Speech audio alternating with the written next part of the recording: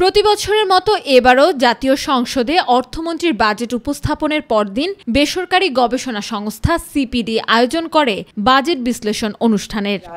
প্রত্যেকেই নতুন অর্থবছরের বাজেট বিশ্লেষণে সিপিডি বলছে, প্রস্তাবিত বাজেটে মূল্যস্ফীতি নিয়ন্ত্রণে সুনির্দিষ্ট পদক্ষেপ নেই। রাজস্ব আদায়ের লক্ষ্যমাত্রা অতিরিক্ত, তাই সব বিবেচনায় এই বাজেটের বেশিরভাগ লক্ষ্যমাত্রা পূরণ অসম্ভব। মূল্যস্ফীতির চাপ কমিয়ে এবং জনগণকে, বিশেষ করে নিম্ন আয়ের ফিক্সড ইনকাম গ্রুপের জনগণের, দরিদ্র জনগণের জীবনে স্বস্তি ফিরিয়ে আনার প্রচেষ্টা করা, সেটা বাজেটারি অ্যালোকেশন অর্থাৎ বাজেটে সামাজিক নিরাপত্তা খাতে বরাদ্দ, এটার মাধ্যমে এবং বিভিন্ন ধরনের কর সুবিধা দেওয়ার মাধ্যমে করা যেতে পারে।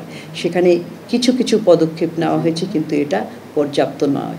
আওয়ামী লীগ নির্বাচনী ইশতেহারে ন্যায্যতা ও দুর্নীতির বিরুদ্ধে জিরো টলারেন্সের কথা বললেও কালো টাকা সাদা করার সুযোগ তাদের ইশতেহার থেকে সরে আসার মতোই বলে মনে করেন প্রতিষ্ঠানটির সম্মানীয় ফেলো ডক্টর মুস্তাফিজুর রহমান।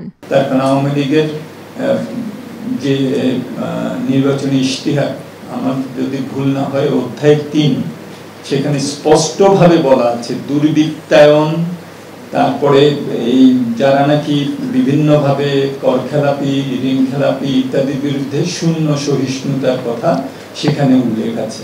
সুতরাং এখন যেটা আর কি দেওয়া হচ্ছে, এটা অবশ্যই সাংঘর্ষিক। সিপিডির গবেষকদের মতে, প্রস্তাবিত বাজেটে কৃষিতে বরাদ্দ কমানো দুঃখজনক। তবে শিক্ষা ও স্বাস্থ্য খাতের অগ্রাধিকারের প্রশংসা করেছে বেসরকারি এই গবেষণা সংস্থা। আমেনা হীরা, মাই টিভি, ঢাকা। তার ফেরত দেওয়ার দায় দেনার পরিমাণ